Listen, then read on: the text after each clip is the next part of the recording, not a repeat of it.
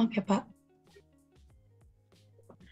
Oke, Nov. Jadi apa nih yang bisa kita diskusikan hari ini di sesi general ini? Kita diskusi Oke. santai aja. Iya, thank you ya Pak untuk kesempatannya udah diberikan waktu untuk Zoom meeting membahas pekerjaan, Oke, cara ya. tips and tricks gitu ya. Mungkin dari Oke. aku Hmm, ada beberapa pertanyaan kali ya. hmm. Yang pertama, Sebentar. Yang oke, boleh. pertama, kira-kira kalau Hmm, suatu perusahaan udah memberikan kita tapi cuman sebatas omongan aja, oke kamu hmm, diterima, tapi tiba-tiba perusahaannya itu di waktu yang sudah ditentukan dia bilang kalau maaf ya Ibu, untuk posisi tersebut kita akan ada reorganisasi perusahaan. Kira-kira kalau seperti itu apakah perusahaannya beneran seperti itu atau ada kandidat lain? Dan kalau misal ada kandidat lain itu kandidat yang dipilih oleh perusahaan tersebut tuh memenuhi kualifikasi yang seperti apa ya Pak? Padahal saya udah ada di tahap akhir. Ini based on experience ya your Pak. personal Gitu. experience. Oke, Iya, betul. oke, oke, oke. Itu dulu ya pertanyaannya. Oke, Ya. sekarang gini. Kan kita mau nebak-nebak sesuatu yang kita sendiri juga nggak tahu. Kamu aja yang ngalamin aja Mm-mm. nggak tahu. Kan kamu yang berinteraksi sama perusahaan pun masih nggak tahu. Apalagi aku yang dengar dari kamu, oke? Aku akan mulai dari paling basic dulu. Satu, perusahaan itu ngerekrut bukan kan ini dari filosofis banget ya. Perusahaan itu ngerekrut karena ada kebutuhan. Kalau butuh berarti kan pengen banget pemenuhan segera. Kalau kamu lapar, ya kamu pengen segera makan kan. Kalau kamu ngantuk pasti pengen segera Mm. tidur. Itu dulu aja, oke? Paham ya? Nah, Oke. perusahaan juga kayak gitu. Yang kedua adalah gini, suka nggak suka, mau nggak mau, Mm-mm. kamu akan dinilai dari apa yang tertulis. Maksudnya gini, kamu kan nggak kenal, misalnya aku perusahaan ya, kamu kan nggak kenal aku, Iya. kamu kan ngirim Mm-mm. lamaran tuh, kamu kan berarti akan Mm-mm. dinilai dari apa yang tertulis, entah CV, entah dokumen pendukung, ya nggak? Kayak gitu. Itu dulu, Betul. kamu harus Mm-mm. sadar itu dulu. Yang kedua, yang tertulis ini tidak hanya yang ada di dokumen, tapi yang ada di sosial media, gitu. Banyak perusahaan yang Oke. juga kepoin IG-nya, kepoin LinkedIn-nya, kepoin website-nya, kepoin channel YouTube-nya mungkin kalau ada gitu. Jadi apa yang akan tertulis di semua itu ada kemungkinan akan dibaca dulu sama perusahaan. Karena kan kamu mungkin ini pengalamanmu mungkin bukan walk-in interview ya, yang langsung ketemu langsung ditanya langsung gitu. Kamu akan Mm. dilihat dari apa yang tertulis. Itu yang nomor dua. Yang nomor tiga, suka nggak suka, mau nggak mau, kamu akan dibandingkan dengan kandidat lain. Kamu bukan kandidat tunggal. Oke? Jadi pesaingmu itu Mhm. mungkin Oke. teman seangkatan, kakak tingkat, adik tingkat, orang yang sudah punya pengalaman dari kampus lain seluruh Indonesia yang atau mungkin orang yang masih kerja tapi pengen ngelamar kerja di posisi yang sedang kamu lamar gitu. Jadi suka nggak suka, kita pasti akan dibandingkan. Itu dulu. Jadi ini kamu harus punya membangun kesadaran itu dulu ya di situ. Yang selanjutnya Oke. adalah pada dasarnya di sini itu ada kebutuhan kamu berubah wujud. Nah, oke. Iya, benar, Di Pak. sini di sini ada kebutuhan kayak gini.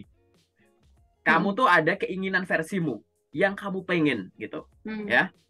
Perusahaan juga ada versinya perusahaan yang saya pengen kayak gitu. Dan akhirnya di situ ada tarik-tarikan, pencocokan antara yang kamu pengen dengan yang perusahaan pengen. Artinya gitu. Nggak apa-apa dong kalau kamu sebagai kamu kayak misalkan ditanya ngapain kamu lamar posisi ini? Terserah aku kan aku pengennya itu. Perusahaan juga sama. Kenapa Mhm. perusahaan pengen gini? Ya nggak apa-apa kan aku pengennya gitu, gitu. Dengan masing-masing punya pertimbangan. Kamu punya pertimbangan, perusahaan punya pertimbangan. Oke? Nah, pada proses rekrutmen gitu, itu memang setiap tahapnya itu sudah dibuat sebagaimana mestinya. Stepnya itu tuh bukan asal, walaupun harus memang ada sedikit variasi di tahap-tahapnya tersebut gitu kan. Tapi harus diingat di sini adalah pada saat eksekusi gitu, pada saat eksekusi kondisi lapangan itu tidak seindah kondisi laboratorium gitu, ya kan? Perusahaan melakukan rekrutmen di tengah perusahaan juga menjalankan bisnis, kan gitu. Perusahaan Oke. melakukan rekrutmen di tengah perusahaan sedang menghadapi tantangan bisnis, gitu. Bisnis. Kita Mhm. nggak tahu perusahaan yang kita lamar itu dalam keadaan positif, dalam keadaan negatif, dalam keadaan terbang di langit atau lagi struggle, gitu. Bahkan Hmm. untuk perusahaan yang udah punya nama besar bagi kita, ini namanya besar. Hmm. Kita nggak tahu loh di belakang itu barangkali mereka lagi dalam keadaan gawat gitu, lagi emergency gitu. Oke, itu dulu kita harus sadar di situ. Sehingga apa? Nanti di lapangan akan ditemukan ya hal-hal yang sifatnya itu memang tidak terduga gitu. Oke. Nah, tidak terduga ini ada macam-macam. Maksudnya gini, ada yang tidak terduga ketahuan di awal, ada yang ketahuan di tengah rekrutmen, ada yang tidak terduga tuh ketahuan di akhir gitu. Ketahuan di awal tuh maksudnya apa? Perusahaan itu open recruitment, tiba-tiba ya, ini aku kasih contoh real. Ada perusahaan yang udah jauh-jauh hari bilang bahwa guys, nanti di bulan ini akan ada rekrutmen di Pulau Sulawesi misalkan, rekrutmen untuk area Sulawesi. Siap-siap ya kayak gitu. Terus habis itu ada kasus COVID meningkat. Terus habis itu diumumin lagi bahwa rekrutmen di itu dipending dulu ya gitu sampai kondisi COVID itu menjadi lebih normal. Ini kita bikin video ini Maret 2023 ya. Tahun-tahun lalu kan banyak kayak gitu ya. Perusahaan udah kayak nge-forecast ini COVID udah melandai, ternyata masih ada kayak contohnya kayak gitu. Nah, ini di awal tuh profesional nggak kayak gitu kalau udah rilis, tapi gini kita sebagai kandidat ya udah berharap loh gitu. Ini di awal nih gitu. Oke. Ada yang di Oke. tengah gitu, ada yang di tengah gitu. Yang di tengah tuh macam-macam. Proses tengah tuh maksudnya proses rekrutmen. Proses rekrutmen tuh mulai dari apa? Mungkin dari sisi psikotes, mungkin dari interview HR, user, medical check up, bahkan tanda tangan kontrak kayak gitu. Jadi kita udah melakukan itu, kita udah dapat undangan, belum juga datang. Banyak case yang diundang, tapi habis itu dikirimin email lanjutan bahwa proses rekrutmen dihentikan saat sampai batas waktu tidak diinginkan. Aku ngalamin itu. Jadi aku ada undangan Oh. waktu itu, waktu aku masih di fresh grade gitu. Di email, seneng banget perusahaan luar, kayak gitu, perusahaan Malaysia gitu. Terus habis itu aku udah senang tuh, udah aku siap-siap gitu. Dapat email cinta, surat cinta susulan. Terima kasih sudah menunjukkan keinginan Anda untuk bergabung di perusahaan ini. Namun mohon maaf, proses rekrutmen ini dihentikan sampai batas waktu tidak ditentukan. Dalam tanda kutip, hiring freeze gitu. Hiring freeze itu nggak harus hiring freeze yang ibaratnya semua yang udah di tengah proses rekrutmen selesaiin dulu, tapi kita nggak buka lagi. Nggak cuma itu. Hiring freeze itu bisa juga di tengah jalan, itu benar-benar di stop. Gitu. Aku ngalamin itu. Gitu. Kamu boleh nanti, boleh sambil browsing, ada istilahnya hiring freeze. Gitu. Jadi biasanya di beberapa kondisi yang sifatnya itu ekstrim, misal kayak pandemi gitu, maka biasanya tuh gabung jadi satu. Yaitu ada layoff, ada hiring freeze. Kadang mereka jalannya terpisah, kadang bareng gitu, layoff sama hiring freeze ini. Karena apa? Kita nggak tahu kondisi perusahaan gitu. Ya, itu dulu. Itu kemungkinan yang di tengah. Mungkin ada yang di akhir. Di akhir itu apa misalkan?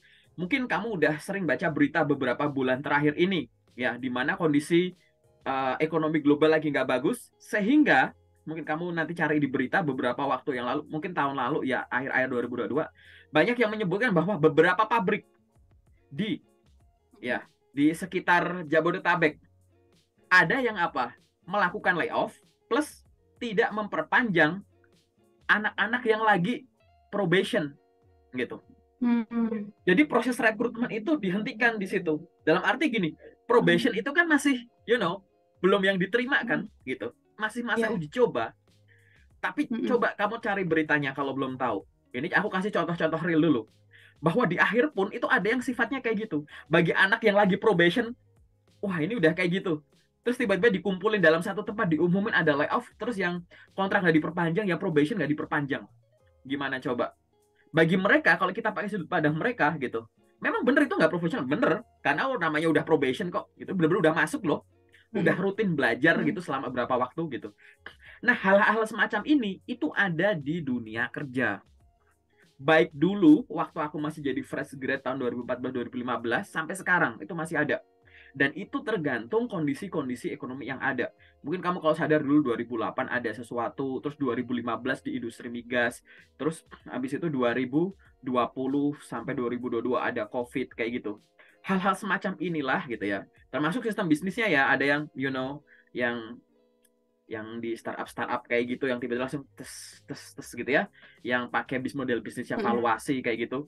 Itu bagi orang yang kena layoff, bagi orang yang kena hiring freeze, bagi orang yang tiba-tiba di ghosting, Profesional nggak mereka? Nggak pasti. Pasti nggak kayak, loh kenapa sih kok kayak gini gitu. Cuman emang nggak ada pilihan kayak gitu. Oke? Berarti di sini ada kemungkinan bahwa perusahaan itu ya mungkin melakukan itu karena hal tersebut. Oke? Karena memang hal-hal urgent gitu. Dengan pertimbangan manajemen mereka akhirnya memutuskan itu. Tapi pertanyaannya gitu. Tadi kamu menanyakan bahwa mungkin nggak kalau mereka itu akhirnya juga punya kandidat lain gitu ya, atau punya impian kandidat lain sehingga itu yang dipilih bukan kamu. Mungkin aja gitu. Jadi banyak sekali komunikasi-komunikasi yang disampaikan oleh perusahaan dengan gayanya masing-masing gitu ya. Kita ngomongin kemungkinan loh ya. Mungkin ya, pasti mungkin gitu.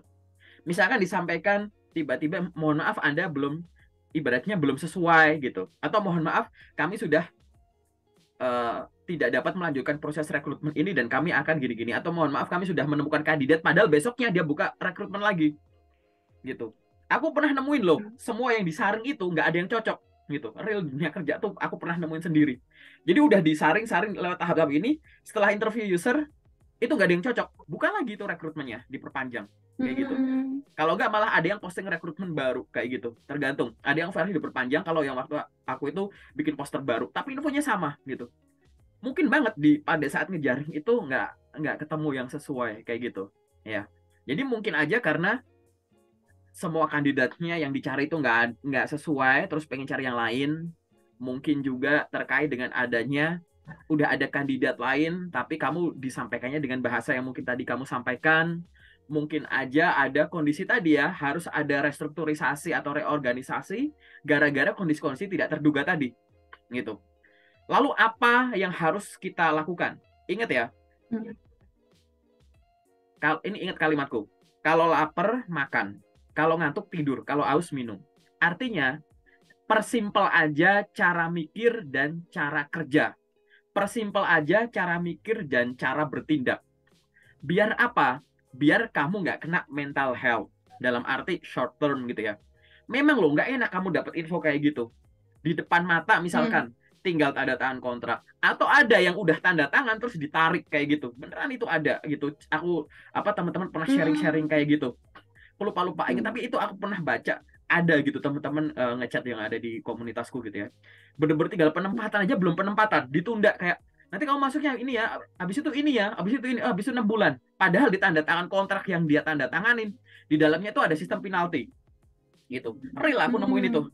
Jadi di situ tuh ada sistem penalti tanda tangan kontrak, tanda tangannya aku lupa ingat ya. Kalau nggak salah tuh Desember 2022, tapi masuknya tuh Juni apa Juli gitu, 2023. Berarti ini belum masuk nih anak nih gitu. Aku lupa di grupnya yang mana. Itu real. Masa aku tanda tanya sekarang, masuknya nanti Kak. Padahal di situ ada sistem penalti itu gimana dan lain-lain. Nah, hal-hal semacam ini ya, konflik-konflik industrial gitu ya, yang nantinya ya memang jadi ya dinamika dunia kerja kayak gitu gitu. Tapi maksudku gini, aku takutnya nanti kamu terlalu yang ngarep boleh ya. Tapi kalau jadi terlalu jadi kepikiran gitu loh.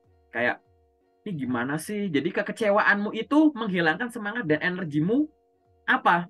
Satu, setiap hari pasti ada loker baru. Yakin itu. Yakin itu dulu. Oke? Setiap hari pasti ada loker baru. Nomor dua, di luar sana ada perusahaan bagus, ada perusahaan yang menguntungkan buat kamu, baik dari sisi pendapatan maupun pertumbuhan karir atau pengetahuan ya, yang mungkin belum kamu kenal. Paham nggak? Mungkin di luar sana banyak perusahaan bagus yang kamu belum kenal. Nomor tiga, kamu nggak tahu perusahaan yang cocok buat kamu, buat karir kedepannya, itu posting loker hari apa. Ya nggak? Ya, nah, betul. Kalau aku gabung kayak gini, terus habis itu mungkin yang keempat, info loker itu sumbernya ada banyak. Website, job portal, ya kan? Rekruternya langsung, LinkedIn, dan lain-lain. Dari semua ini apa? Kalau dirangkai gimana? Kemarin aku dapat hal yang mungkin di luar ekspektasiku. Bahwa mungkin proses rekrutmen dihentikan dadakan di ujung. Dengan alasan yang apapun itu aku nggak tahu. Dan dengan alasan yang ada, kok hatiku masih belum bisa nerima. Tapi aku sadar bahwa setiap hari ada selalu loker baru. Dan locker yang cocok buat aku nggak tahu rilisnya kapan. Dan sumber locker itu ada di banyak platform. Dan aku yakin banget perusahaan-perusahaan di luar sana tuh masih banyak perusahaan bagus yang aku belum kenal. Di luar sana masih ada orang yang dapat kerja gara-gara melamar kerja dan branding. Gara-gara melamar kerja dan ditawari. Aku nggak tahu dapat pekerjaan itu gara-gara melamar kerja atau ditawari. Ya kan? Aku juga nggak tahu loker yang cocok buat aku keluar hari apa. Tapi yang jelas tiap hari ada loker baru keluar di semua platform. Sehingga yang kemarin itu, ya, aku anggap sebagai ketidakprofesionalan nggak masalah, tapi itu tidak merusak semangatku buat setiap hari nyari peluang untuk dapat kesempatan kerja gara-gara melamar kerja atau ditawari. Sehingga itu aku skip dulu, aku move on buat setiap hari sambil ngirim lamaran, sambil kamu menggunakan sosmed untuk branding. Jadi ada kemungkinan aku akan ada panggilan selanjutnya gara-gara melamar atau gara-gara ditawari. Gitu. Kamu harus bisa punya pengendalian diri ke arah sana. Dan aku yakin kamu udah bisa melakukan itu. Kenapa? Karena kamu sharing sama aku begini. Artinya di sini kamu butuh strategi ke arah sana dan memang mempertanyakan apakah itu wajar, apakah itu profesional. Bener nggak sih kalau perusahaan itu dapat kandidat? Karena cara bodohnya gini, kalau memang real perusahaannya itu bener-bener dapat kandidat selain kamu, ya sudah kan, kamu jadi tetap nggak keterima kan? Paham nggak maksudku, Nov? Gitu. Atau yang nomor dua deh, Bener. kalau perusahaan ini akhirnya bohong, bilang udah dapat kandidat, ternyata buka loker lagi, kan sama aja kamu nggak keterima kan? Paham nggak maksudku? Nah, Iya, gitu loh. bener. Sehingga kita harus persimpel cara mikir dan cara kerja. Jangan sampai otak kita sekarang, badan kita sekarang capek gara-gara masa lalu. Kamu ya gunakan itu sebagai bahan evaluasi kamu ke depannya, ya, untuk menata hati kalau mungkin menemukan perlakuan yang sama di suatu loker, dan pada saat kamu sudah bergabung di suatu perusahaan yang ya menuntut kamu mengambil keputusan untuk melakukan itu. Tapi di sini posisi kamu bukan sebagai calon kandidat, tapi sebagai pemberi loker. Kamu jadi tahu, oh dulu tuh aku pernah diperlakukan kayak gini. Rasanya tuh nggak enak loh. Rasanya tuh kepikiran loh. Sekarang aku mau nginfoin ini ke orang. Kayaknya orang ini bakal ngerasa gitu. Gimana ya cara nyampeinnya ya? Gimana cara? Nah, kayak gitu. Jadi kamu jadi lebih tahu suatu saat caramu lebih profesional untuk memperlakukan seorang kandidat. Kayak gitu. Jawabanku tuh seutuhnya itu. Secara simpel tuh apa sih aku mau ngomong apa? Udah lupain, loker masih banyak. Udah lupain, tiap hari ada loker baru. Jangan pernah ngebaperin loker sebelum kamu tanda tangan kontrak masuk gitu. Kayak gitu. Itu bener-bener aku bisa punya kalimat itu karena tadi ya, hal-hal mendadak itu bisa ada di depan, di awal, bahkan penempatan. Kayak gitu. Itu bener-bener kayak gitu sih, Nov. Itu jawabanku kayak gitu ya, Nov. Iya, Mungkin iya. masih ada yang kalau mau ditambahin nggak apa-apa, kita diskusi ngobrol santai aja. Oke, oke Kak, bener banget sih, aku setuju banget karena emang sebelum tanda tangan kontrak tuh semuanya belum pasti. Nah, salahnya aku juga aku keburu-buru untuk menyudahi lamaranku di perusahaan lain karena aku dapat omongan, oke, aku terima kamu ya, padahal aku belum tanda tangan offering. Kayak gitu sih, mungkin itu juga bisa jadi pembelajaran buat aku dan teman-teman fresh graduate yang lain gitu sih. Oke Kak, udah cukup jelas banget sih. Mungkin lanjut ke next question ya Kak. Boleh banget. Oke, Gimana aku tuh? ada pertanyaan nih. Dan jujur aku belum seberapa paham tentang pekerjaan yang dilakukan melalui outsourcing. Boleh dijelasin nggak Kak? Itu tahapannya gimana? Terus perbedaannya apa? Terus plus minusnya apa? Kalau dari Kakak sebagai HRD gitu sih. Terima kasih Kak. Oke, bentar. Aku lurusin ya. Aku bukan HR, aku Oke. user. Oke. Jadi Oh, sudut oke. pandangku tuh Oke, sudut oke. pandang user. Gitu. Aku bakal Oke. sharing hal-hal yang Mm, sifatnya sama HR karena memang aku sendiri belajar soal HR secara manual gitu. Aku sharing sama teman-teman HR mm, yang ada di ya ribuan HR yang ada di grup lokerku gitu ya. Aku jelasin dulu mm, gitu. Kayak gini. mm. Outsourcing itu namanya outsourcing tuh alih daya. Contoh simpelnya gini. Aku punya bisnis. core bisnisku itu adalah apa ya, misalkan ya, yang simple. Aku jualan bakso, ya aku punya warung bakso, ya kan? Terus bisnisku tuh ngapain sih? Berarti aku buka warung toko bakso, ya di sana orang akan datang, boleh beli online atau langsung, baksonya ada 20 macam rasa. Jadi inti bisnisnya adalah ngejual bakso, gitu kan? Kayak gitu. Tapi di dalam ngejual bakso kan aku ada banyak kegiatan, ya. Mulai ada yang bersih-bersih tempatnya, gini-gini. Terus habis itu ngelayanin tamunya, ngebungkus-bungkusinnya, ngirimnya, cuci piringnya, dan lain-lain.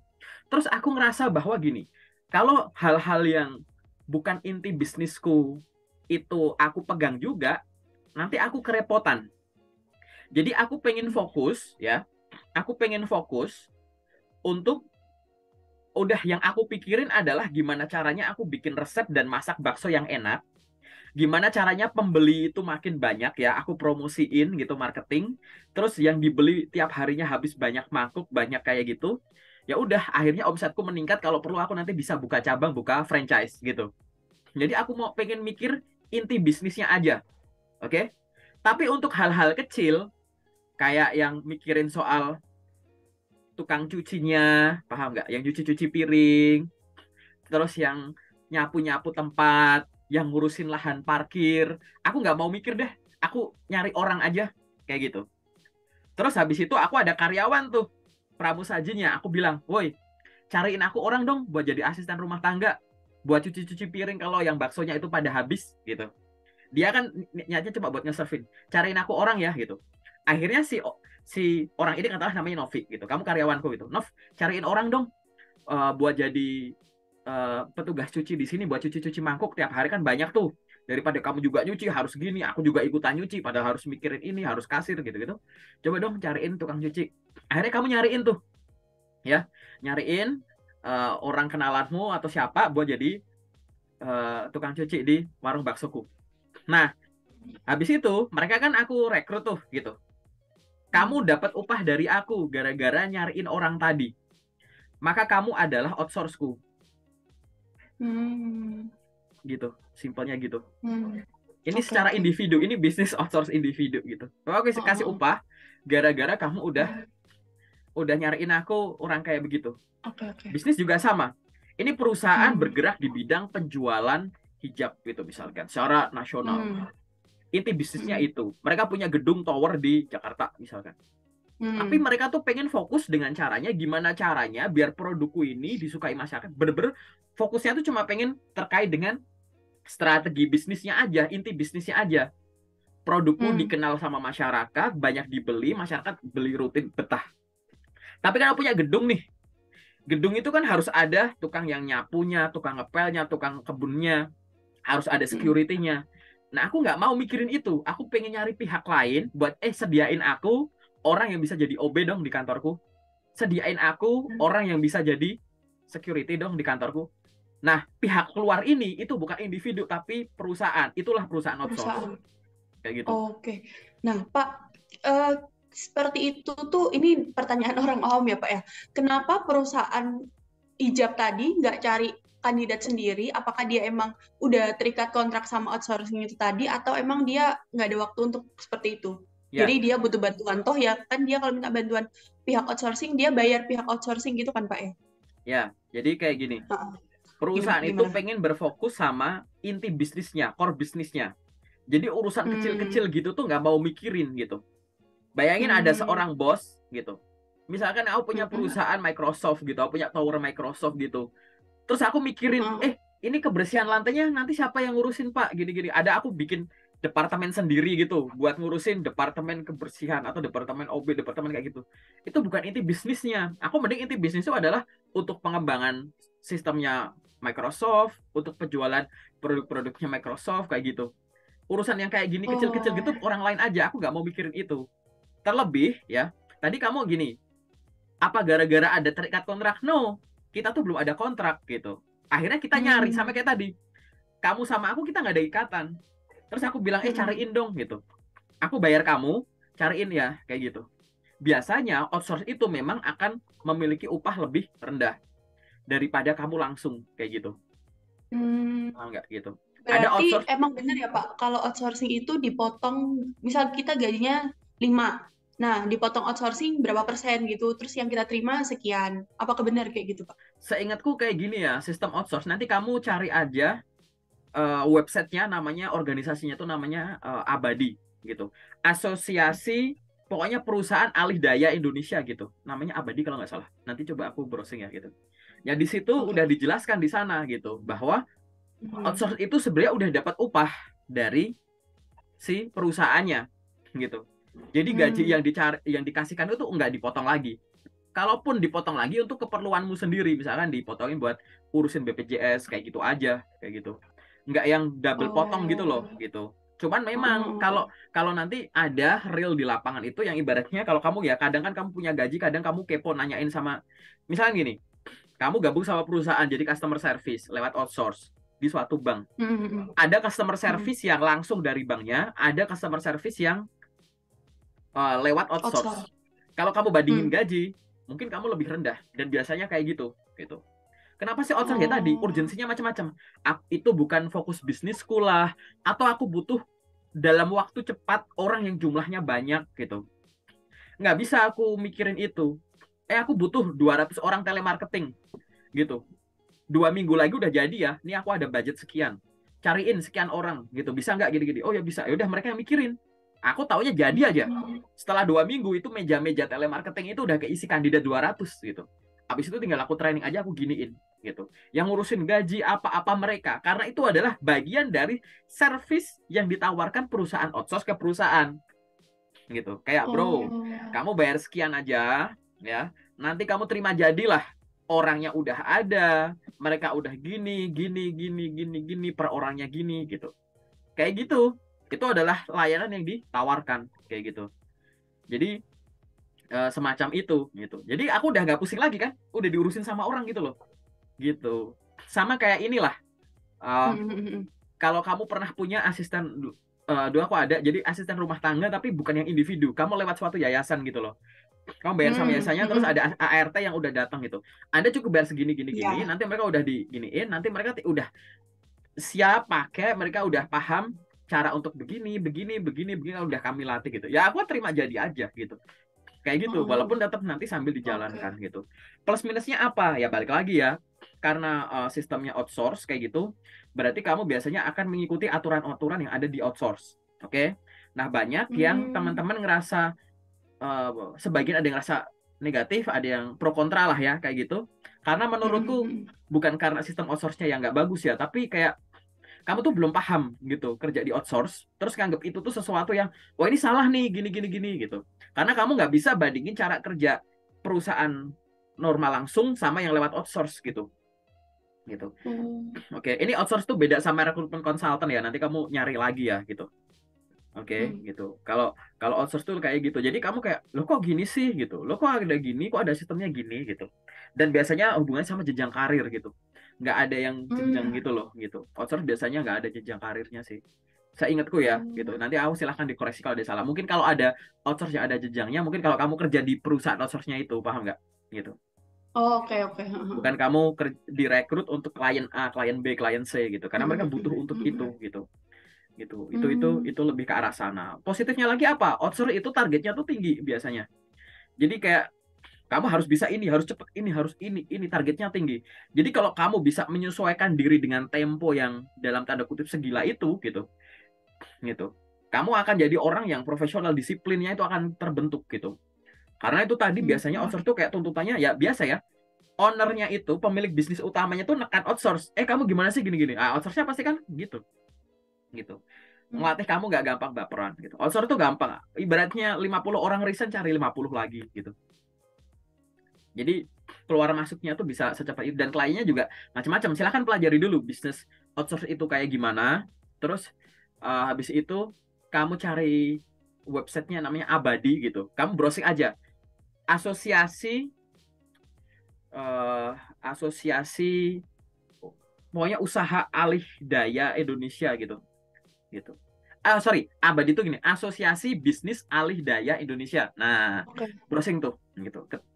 Ketuanya ibu siapa yang paling baru itu ada di LinkedIn juga gitu. Silahkan koreksi sama beliau boleh. Websitenya Abadi dibaca juga boleh gitu. gitu. Itu adalah aturan outsource sebenarnya. Hmm. Nanti kalau di luar ada prakteknya outsource nggak sesuai dengan aturan itu gimana? Nah, itu bahas di luar ya, jangan di sesi general ini. Kita ngomongin outsource yang benar dulu. Nanti ibaratnya aku bukan pihak yang tepat untuk ngomongin itu secara detail gitu. Tapi silahkan browsing dulu soal outsource yang, udah menyebar di masyarakat kayak gimana beritanya, yang kamu pahami gimana. Terus habis itu cari apa itu Abadi gitu ya, Asosiasi Bisnis Alih Daya Indonesia. Cari di websitenya, digali di situ, mungkin ada aturan-aturan yang ada di sana kayak gitu. Kemudian cari info ya pro kontranya dan disesuaikan dengan tujuan karirmu kayak gitu. Nanti di sesi detail deh aku ceritain deh. Oke. Di sesi detail aku ceritain lebih detail. Oke. Ada lagi pertanyaan mungkin atau yang ingin kita diskusikan? Yang kamu ada pertanyaan lagi yang general? Oke deh. Mungkin dari aku pertanyaan terakhir ya Kak ya. Kira-kira kalau untuk fresh graduate, tapi dia, ini titipan dari teman aku sih. Kalau fresh graduate, tapi dia udah, misal dia lulusan dari universitas ternama, jurusannya juga lumayan ternama, dan dia ada pengalaman magang di salah satu BUMN, tapi sampai sekarang dia tuh belum ada panggilan kerjaan. Nah, ada nggak kiat-kiat dari kakak untuk fresh graduate kayak gitu? Karena kalau aku tanyain, dia tuh selalu bilang, nggak, aku nggak mau ambil kerjaan yang di bawah perusahaanku sebelumnya, even itu perusahaan magangnya sebelumnya itu. Padahal kita kan sebagai fresh grad harus banyak cari pengalaman dulu, tapi sedangkan dia itu bukannya seperti itu orangnya. Nah, kira-kira gimana sih Kak kalau dari tahap pihak user untuk melihat fresh graduate yang seperti itu tuh kayak gimana? Bukannya sekarang user dan perusahaan tuh cari mahasiswa yang udah ada pengalamannya gitu. Wah ini menarik ya. Nomor 1, kenalin aku ke orangnya. Ajak orangnya masuk grup lokerku. Oke. Nanti kita bikin sesi kayak gini bertiga nggak apa-apa deh, gitu, sama dia, gitu. Oke, gitu. Itu nomor 1 itu. Itu. Yang kedua adalah gini. Sesuatu itu, segala sesuatu yang hubungannya di dalam proses rekrutmen sampai dapat kerja, itu harus bener cara bikin dan cara pakainya. Ingat ya, harus selalu bener cara bikin dan cara pakainya. Aku udah bikin CV udah aku lempar kemana-mana kok nggak ada yang manggil. CV itu harus bener cara bikinnya dan cara pakainya. Gitu. Mungkin CV-mu udah bagus, tapi caramu pakai CV lewat email masih salah, lewat LinkedIn masih salah gitu. Kayak gitu dan lain-lain gitu. Jadi harus kayak gitu. Nyari kerja juga kayak gitu. Jadi ibaratnya kamu tuh udah paham secara teorinya, tapi eksekusinya gimana? Gitu. Oke. Dia punya referensi tertentu, tapi eksekusinya gimana? Gitu. Kalau misalkan bilangnya, aku nggak mau cari perusahaan yang begini, aku maunya begini-begini, itu masalah preferensi personal masing-masing. Oke. Dia harus sadar bahwa namanya kerja sama orang itu selalu ada tarik-tarikan antara yang kamu pengen dan yang perusahaan pengen. Oke. Nah, di situ intinya adalah kamu udah mempertimbangkan belum bahwa kamu itu adalah kandidat yang diinginkan oleh perusahaan. Gitu. Nah, jadi butuh apa di sini? Butuh fleksibilitas. Gitu. Fleksibilitas dari sisi apa? Industri ini tuh butuh orang kayak gimana? Kamu udah memenuhi syarat belum? Kalau udah memenuhi syarat, kamu udah mengizinkan perusahaan bahwa kamu punya syaratnya itu enggak? Dengan apa? Yang ditulis dulu di CV, yang ada di sosmednya, kayak gitu. Cara kerjanya semua itu, cara geraknya udah bener belum, kayak gitu. Kalau buat aku, misalkan aku mau ngasih nasihat langsung adalah, ya silahkan Anda cari yang paling sesuai dengan Anda. Tapi jangan sampai filter-filter yang salah, itu bikin kesempatan itu seolah-olah nggak ada. Contoh gini, Nov. Ini aku kasih contoh simpel aja ya, kayak gitu. Kamu tuh, kita orang seangkatan, jurusannya sama, IPK-nya bagus semua. Kamu langsung ngomong, aku mau kerja sesuai jurusanku aja, di luar jurusan aku nggak mau. Aku bilang, aku mau kerja sesuai jurusan atau enggak ya nggak masalah. Artinya apa? Begitu kamu bilang gitu, setiap kesempatan di luar bidang kamu, itu dalam tanda kutip ya, kayak rezekinya ketutup gitu loh, gitu. Karena keinginanmu sendiri, paham nggak? Gitu. Atau misalkan, kita sama-sama sekarang kita sama-sama tinggal Jakarta gitu. Terus kamu bilang, aku mau kerja penempatan manapun. Mm. Aku bilang aku cuma mau kerja yang penempatannya Jakarta aja deh, jangan keluar Jakarta. Itu kemungkinan-kemungkinan baik ya di luar Jakarta itu di matamu tuh nggak menarik lagi. Dalam tanda kutip ya, sama-sama muslim gitu. Kayak rezekinya tuh ketutup sendiri gara-gara preferensimu, paham nggak? Karena di matamu udah Benar-benar. ada yang sesuai tuh udah langsung nggak menarik semua. Sekarang bisa Mm. dibayangin tuh, itu hanya karena faktor kecil loh. Faktor Mm. kecil banget. Aku cuma mau kerja Mm. di sini. Itu langsung ketutup semua. Di matamu tuh udah nggak menarik gitu. Bisa dibayangkan kalau dia syaratnya nggak cuma satu. Aku cuma mau yang kerjanya begini, tapi begini, tapi begini, begini, begini, begini. Akhirnya lowongan yang di mata dia terlihat menarik cuma ada dikit. Nah, masalahnya perusahaan yang jumlahnya cuma ada dikit itu, yang lamar bukan cuma kamu. Paham nggak? Mm. Yang lamar Mm. bukan cuma kamu. Dan yang kedua, mereka juga ada keinginan gitu. Mm. Yang kita pengen orangnya kayak gini kok gitu. Jadi kemungkinan kamu ke filternya, ke jaringnya ya makin kecil gitu loh maksudnya. Fleksibilitas dalam hal-hal semacam inilah yang harus dimiliki sama job seeker, mau kamu fresh grade atau enggak gitu. Ceritain ke temenmu, hanya karena kamu kayak aku cuma mau yang begini, itu yang lain langsung gitu. Aku sering nyebutnya kamu nutup rezekimu sendiri di matamu jadi gak menarik karena kamu tidak Mm. memberikan kesempatan untuk mencoba kecuali itu ada keterbatasan. Paham gak, Nov? Gitu ya. Paham, iya.